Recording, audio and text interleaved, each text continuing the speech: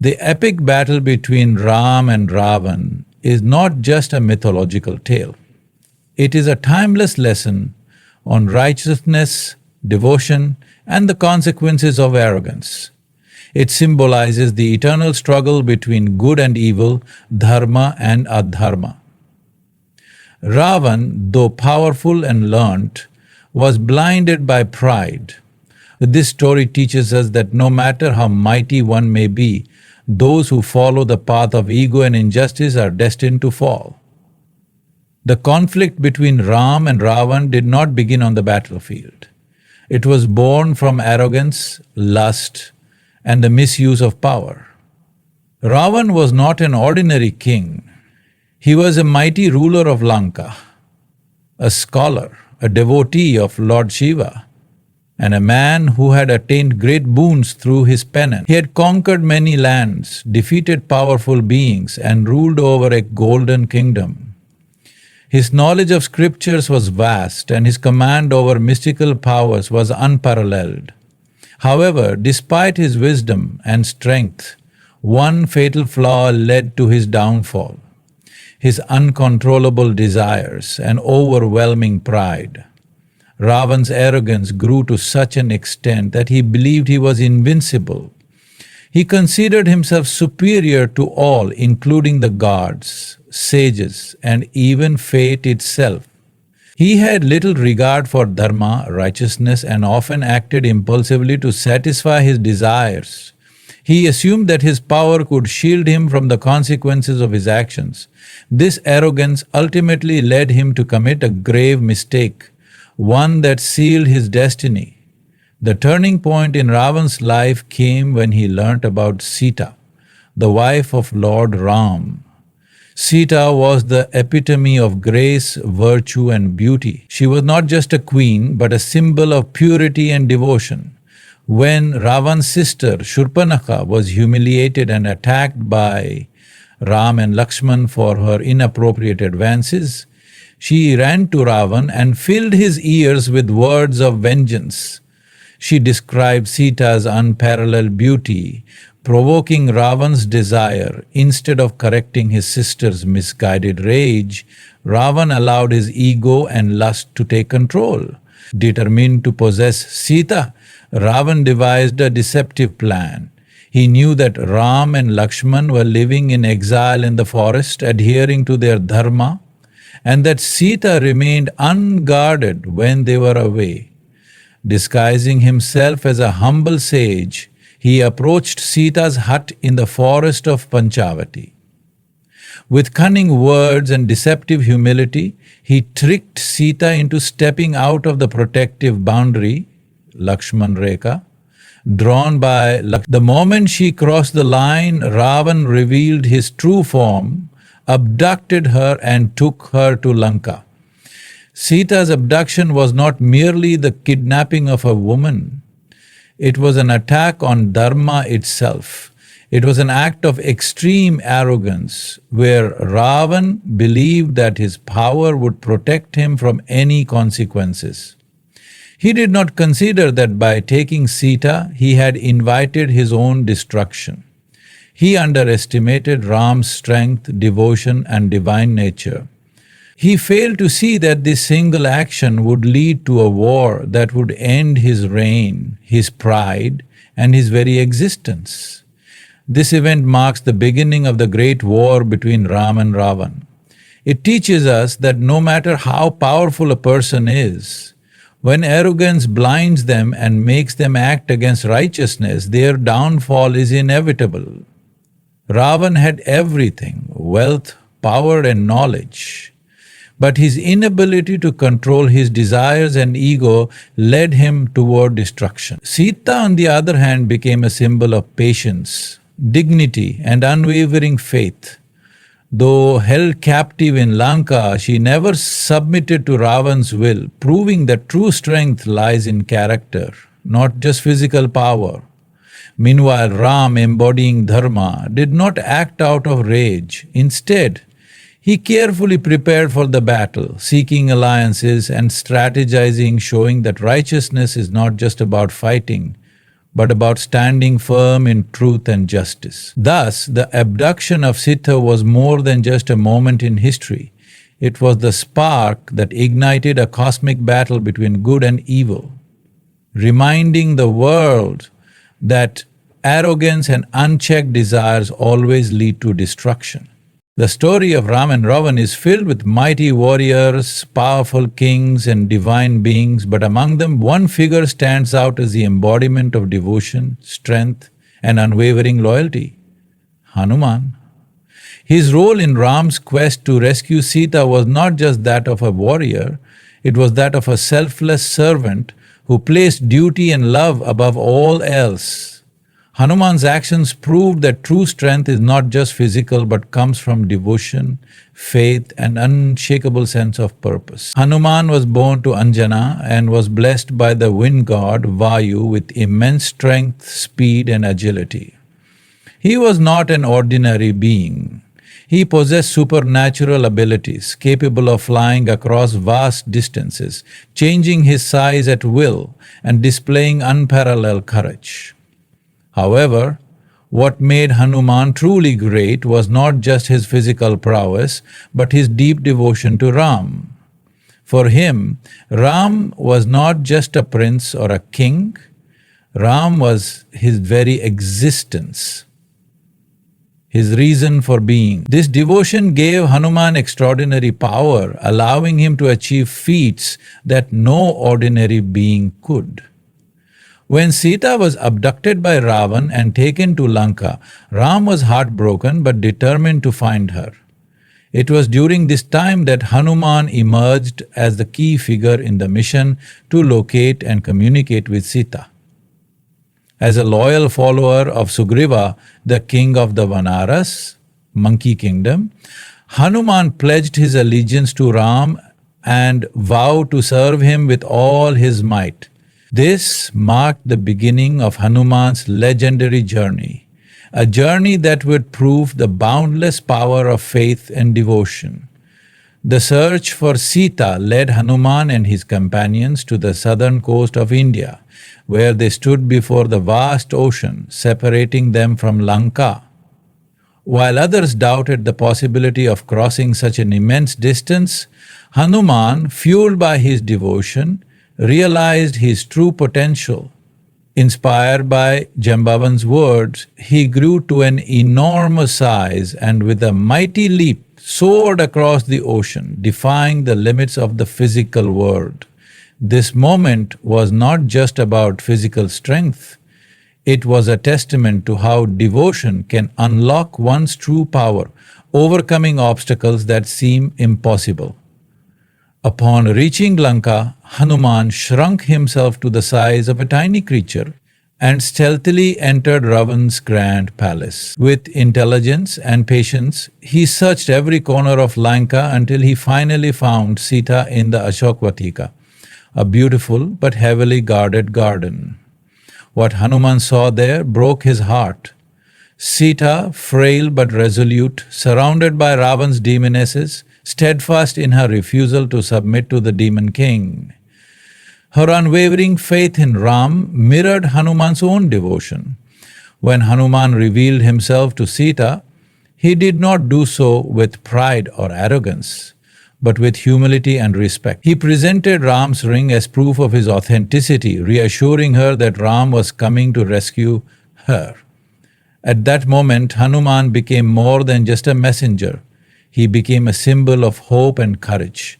His words reignited Sita's spirit, reminding her that she was not alone and that righteousness would prevail. But Hanuman's role did not end there. Before leaving Lanka, he wanted to teach Ravan a lesson that arrogance and evil would not go unchecked. He allowed himself to be captured and brought before Ravan's court, where he fearlessly warned the demon king of his impending doom if he did not return Sita. Enraged, Ravan ordered that Hanuman's tail be set on fire. But what followed was nothing short of divine retribution. Hanuman used this very fire to burn down large parts of Lanka, proving that no matter how powerful evil seems, The flames of devotion and righteousness can always overcome it. Hanuman's journey to Lanka was not just an act of bravery, it was a lesson for all. His unwavering faith in Ram allowed him to perform the impossible, proving that true power does not come from mere physical strength, but from selfless devotion. His actions showed that when one dedicates themselves to a righteous cause with pure intent, no force in the universe can stand in their way. Hanuman's role in the Ramayana is not just that of a warrior or a messenger. It is the role of a true devotee, a symbol of faith and an embodiment of selfless service. His journey teaches us that no obstacle is too great when one's heart is filled with devotion, and no evil can stand before the power of unwavering faith. The journey to rescue Sita from the clutches of Ravan was not just a test of strength or strategy. It was a testament to the power of unity, faith, and determination. When Ram and his allies reached the southernmost point of India, they stood before a vast and seemingly impossible obstacle, the mighty ocean that separated them from Lanka. It was here that one of the greatest examples of teamwork and unwavering faith unfolded as Ram and his army of Vanaras, monkey warriors, undertook the impossible task of building a bridge across the sea. This moment in the Ramayana is not just a story of physical construction. It is a lesson in perseverance, leadership, and the strength that comes from collective effort.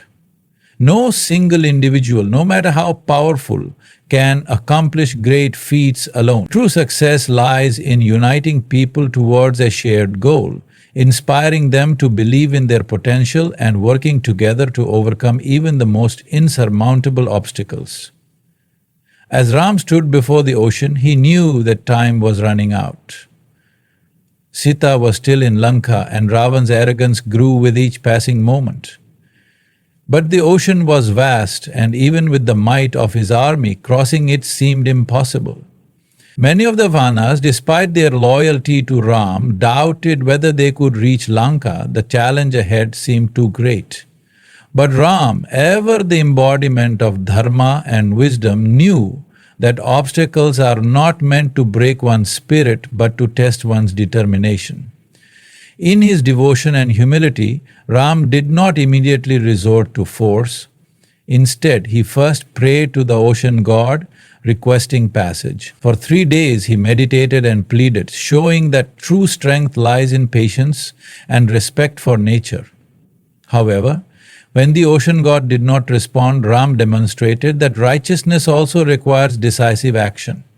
With his bow in hand, he prepared to unleash his divine arrow to dry up the ocean, proving that Dharma is not just about waiting. It is about knowing when to act. Fearing Ram's wrath, the ocean god finally appeared and revealed a solution. A bridge could be built across the waters with the help of Nala and Niel, two Vanaras blessed with a unique ability. Any stone they touched would float on water. This revelation ignited hope within the army. What had once seemed impossible was now within reach, but only if they worked together with unwavering faith. The construction of the bridge began, and what followed was an extraordinary display of unity. The Vanaras, who had come from different backgrounds, different regions, and different strengths, now worked as one. Some carried massive boulders, others gathered wood, and some carved inscriptions of Ram's name on the stones, believing that his divine presence would keep them afloat.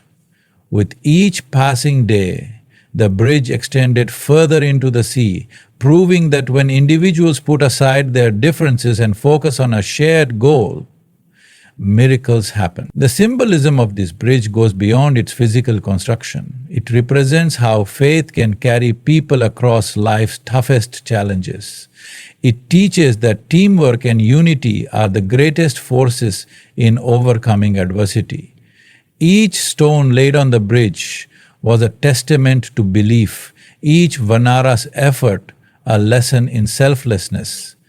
Even the smallest contributions, when combined, built a path toward victory. Moreover, this event also highlights an important lesson in leadership.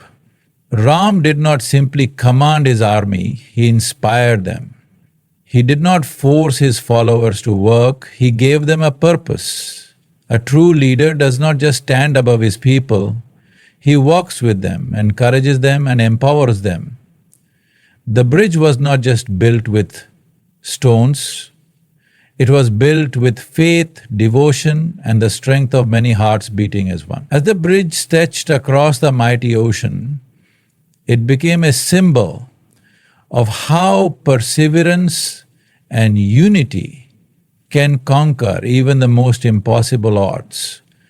The journey to Lanka had begun not just as an act of war, but as a testament to the boundless power of collective effort and the belief that no challenge is too great when faced with determination and unwavering faith.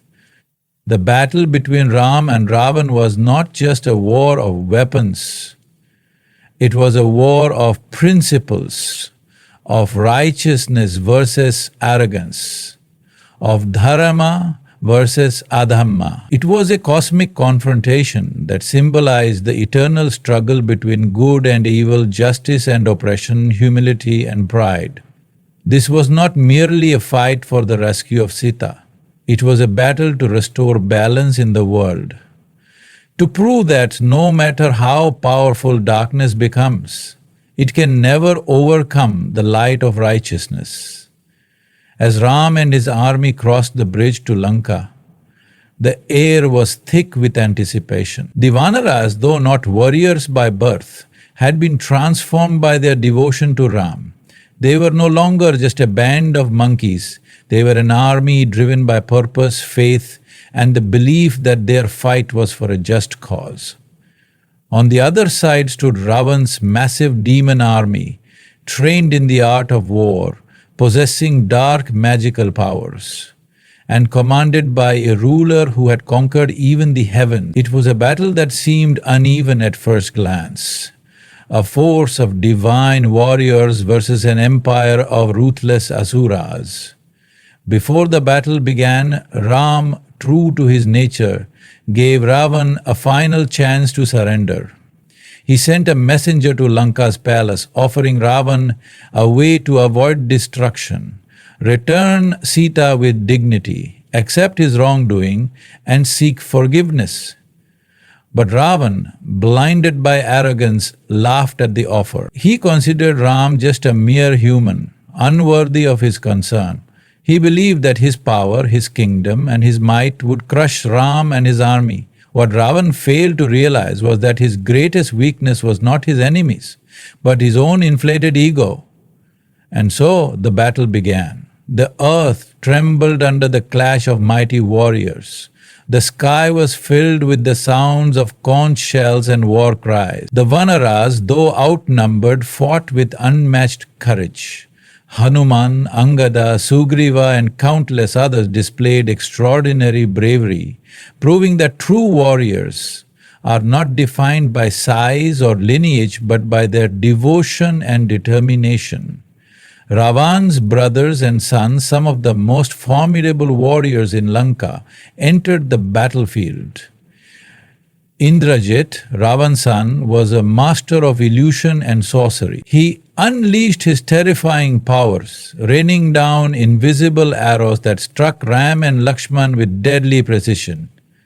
At one point, using the power of his celestial weapons, Indrajit rendered both Ram and Lakshman unconscious, filling the Vanara army with despair. But Hanuman, the ever-faithful devotee, soared across the skies to fetch the life-saving Sanjeevani herb from the Himalayas, reviving the fallen warriors. This act not only saved the lives of Ram and Lakshman, but also reinvigorated the morale of their entire army. As the battle raged on, one by one, Ravan's greatest warriors fell. Kumbhakarna, his gigantic and fearsome brother, was finally slain after an intense fight. Indrajit, despite his magical prowess, was defeated.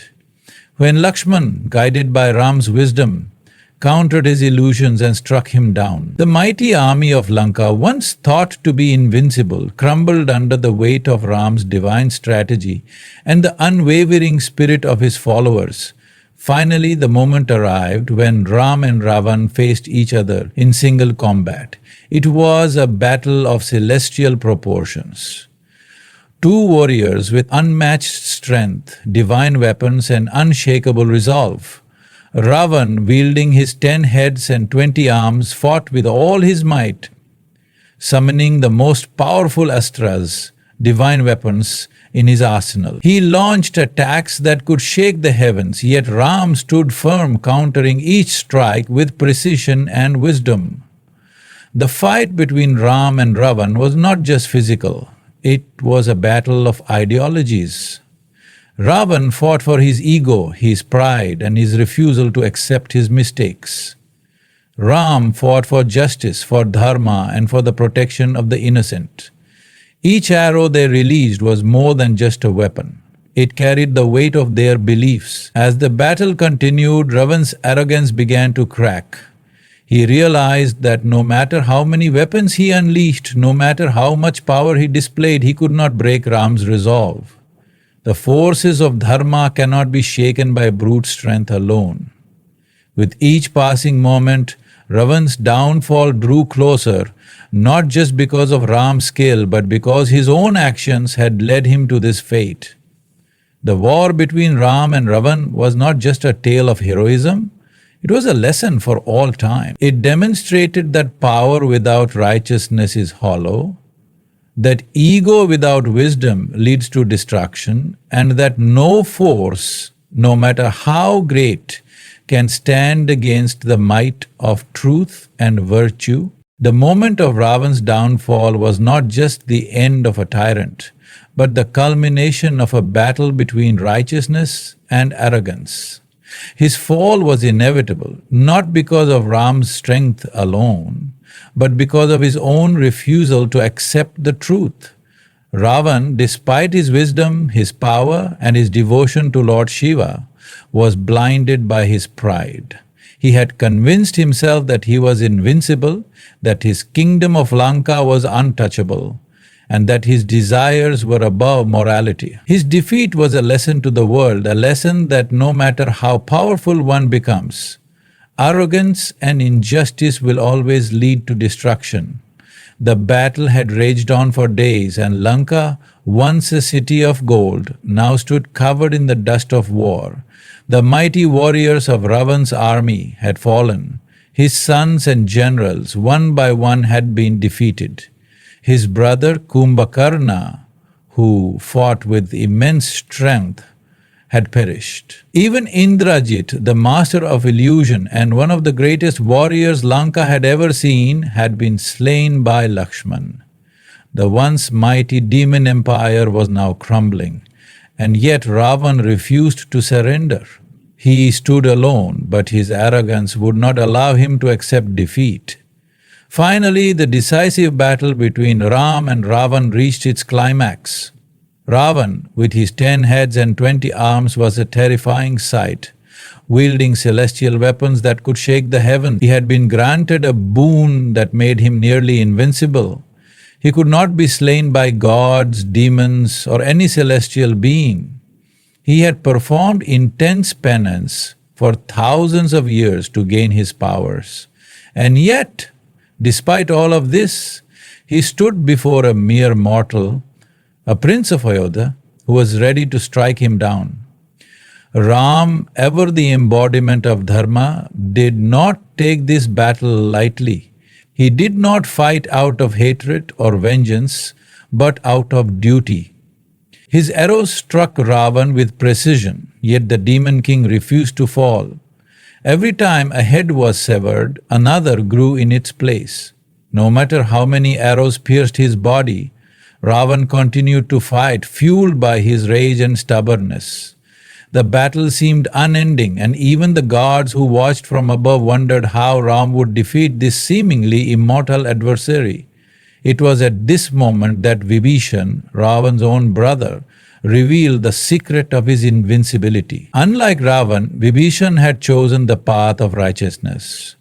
Though he was a demon by birth, he knew that truth and justice were greater than loyalty to evil. He told Ram that Ravan's life force did not reside in his heads or his body, but in his navel. This was the source of his strength, the secret that made him undefeatable. With this knowledge, Ram prepared his final arrow. This was no ordinary arrow. It was a weapon infused with the divine power of Lord Vishnu, created not just to kill Ravan but to end the reign of arrogance and tyranny. As Ram drew his bow, the battlefield fell silent. The wind ceased to blow and the heavens seemed to hold their breath. With unshakable focus, Ram released the arrow and it struck Ravan's navel with unfathomable force. For a moment, time seemed to stand still. Ravan, the mighty king of Lanka, who had defied gods and conquered worlds, felt his strength leave him. His 10 heads no longer grew back. His 20 arms, once symbols of his unmatched power, now hung lifeless. His body trembled, and as he fell to the ground, the earth itself seemed to sigh in relief.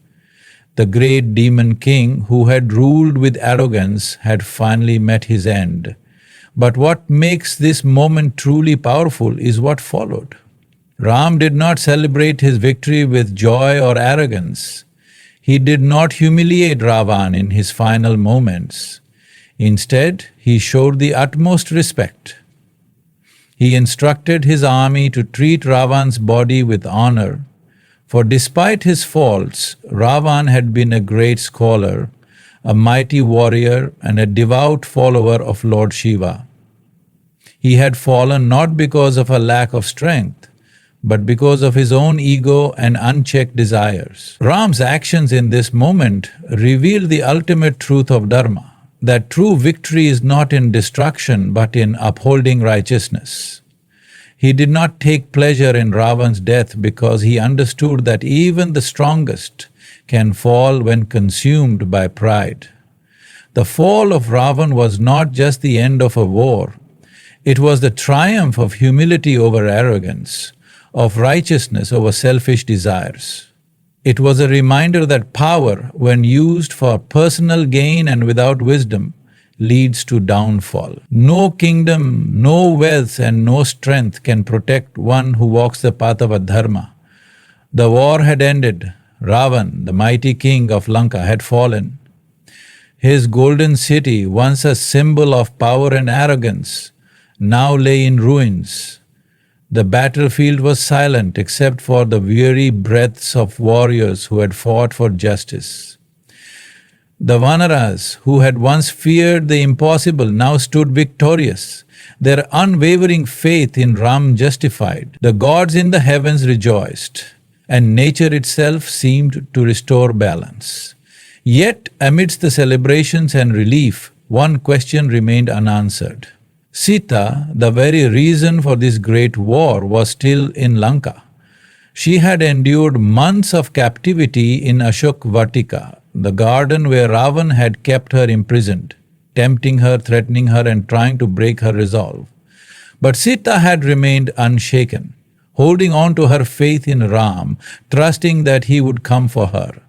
And now, as she stood free at last, she expected to be reunited with her husband, to embrace him after the long and painful separation. However, what followed was not the joyous reunion she had imagined. When Sita was brought before Ram, she did not see the tender husband she had longed for. Instead, she saw a king, a ruler bound by duty, torn between personal love and the expectations of his people. Ram, though deeply in love with Sita, knew that the world would question her purity. She had been in another man's house, in the palace of Ravan, for months. Would society accept her as pure? Would people whisper behind their backs, casting doubt on her chastity? As a king, Ram had to ensure that justice was not only done, but was also seen to be done. With a heart heavy with duty, Ram spoke not as a husband but as a ruler. His words cut through the air like a blade. Sita, I have fought this war to uphold Dharma, to punish Ravan for his sins, and to rescue you. But now that you are free, I cannot take you back without proof of your purity. The world will question your honor, and as a ruler, I must ensure that my kingdom remains free of doubt. If you are truly pure, then prove it. Sita, who had endured countless trials with unwavering faith, was now faced with the ultimate test, not just of her purity but of her dignity. She had remained steadfast in her devotion, rejecting Ravan's advances, suffering humiliation, and waiting patiently for Ram to rescue her. Yet the man she loved, the one she had trusted above all, was now asking her to prove her worth.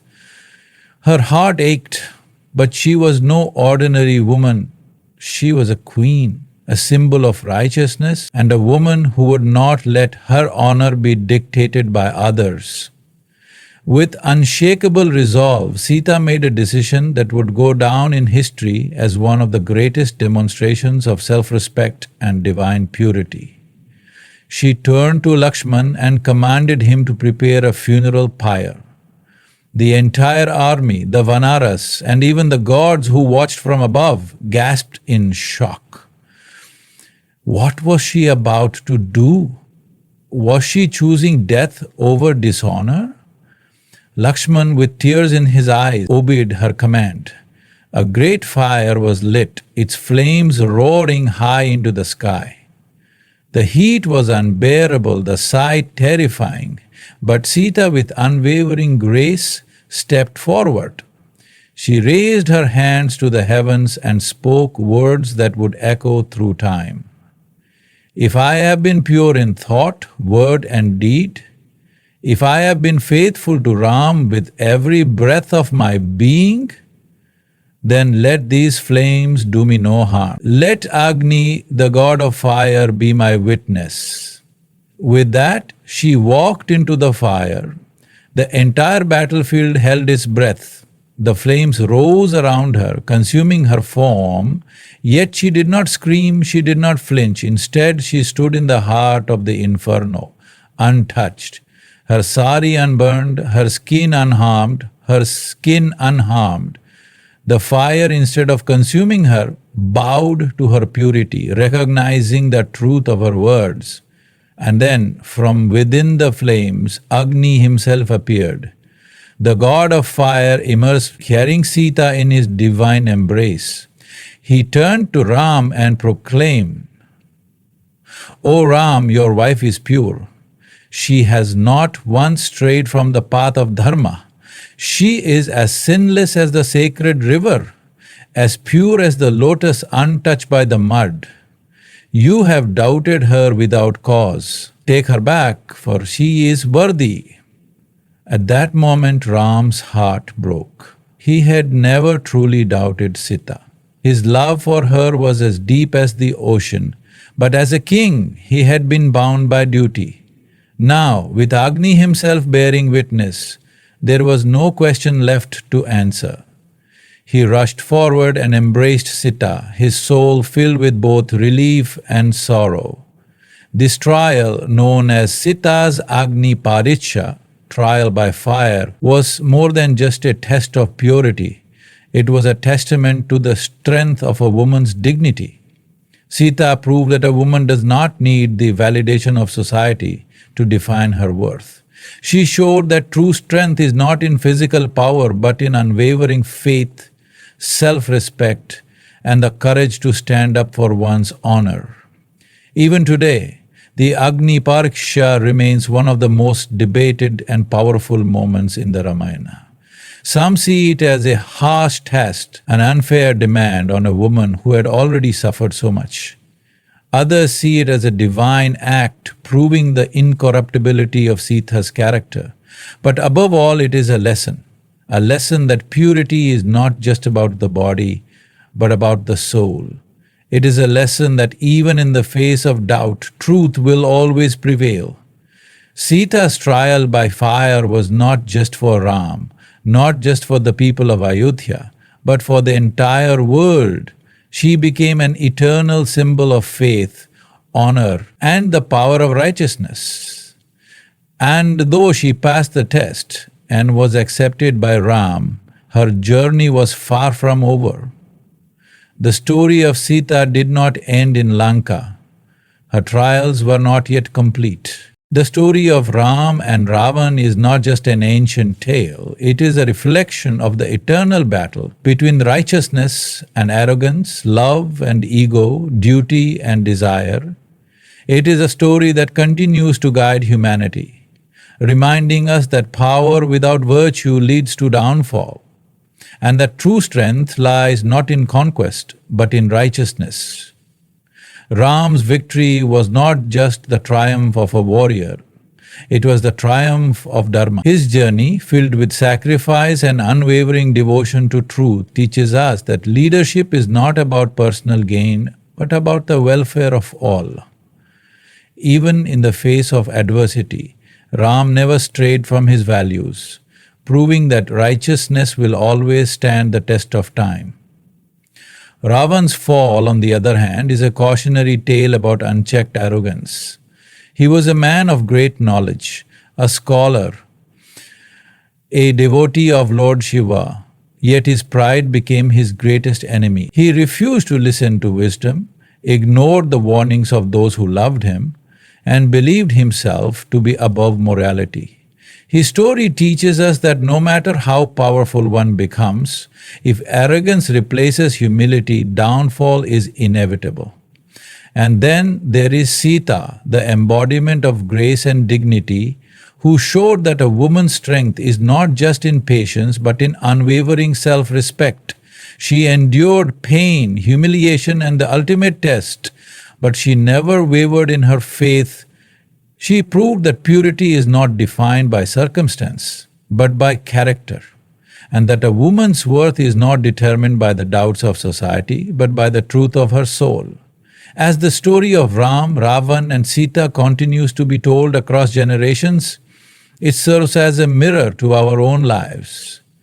Every individual at some point faces battles, battles of right and wrong, of temptation and duty, of pride and humility. And in those moments, we must ask ourselves, will we walk the path of Dharma like Ram? Will we be consumed by arrogance like Ravan? Or will we uphold our self-respect like Sita? The Ramayana is not just a tale of the past. It is a guide for the present and the future. It teaches us that righteousness may be tested, but it never perishes. Arrogance may rise, but it always falls, and truth, no matter how many obstacles it faces, always prevails in the end. And so, the story of Ram and Ravan lives on, not just in scriptures and temples, but in the hearts and minds of all who seek wisdom, justice, and the eternal power of Dharma.